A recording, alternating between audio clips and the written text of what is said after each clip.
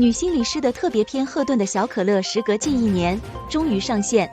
冰冰坐在轮椅上，缓缓讲述当时的故事。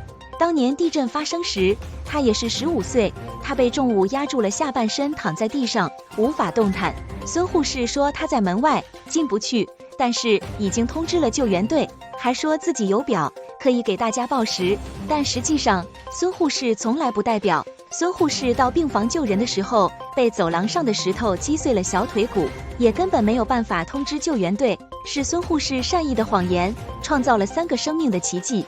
病房里的3个人不知道孙护士的情况，靠着孙护士一句句我在和一次次的报时，一直支撑到了救援队来的那天。救援队赶到时，发现了4个人，3个人有生命体征，孙护士不幸遇难了。孙护士本来已经下班了，但仍义无反顾地回去救人，已经是很值得尊敬的。虽然走得挺痛的，但救了这么多人，孙护士的儿子觉得自己的母亲应该很开心。赫顿的小可乐中，这个孙护士的儿子是不幸也是幸运的。妈妈本来对自己而言就很陌生，但知道了他的离开是这样的，也没有遗憾了。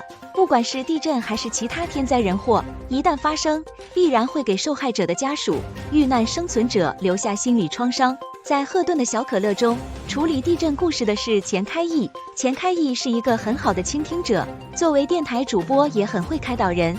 我们要正视自己的心理问题，首先就要勇敢地表达出来。赫顿在和互助会的几位绝症病人沟通交流，也是不断地引导大家说出自己的心里话，表达自己的真实情绪。赫顿说，这个交流过程就是在面对死亡。孙护士的报时就是这般有意义的事。如果不幸自己没能等到救援队来的那天，那也要把希望传递下去，有一丝希望就能创造奇迹。赫顿也勇敢面对了母亲安娜的死亡，解开了自己的心结。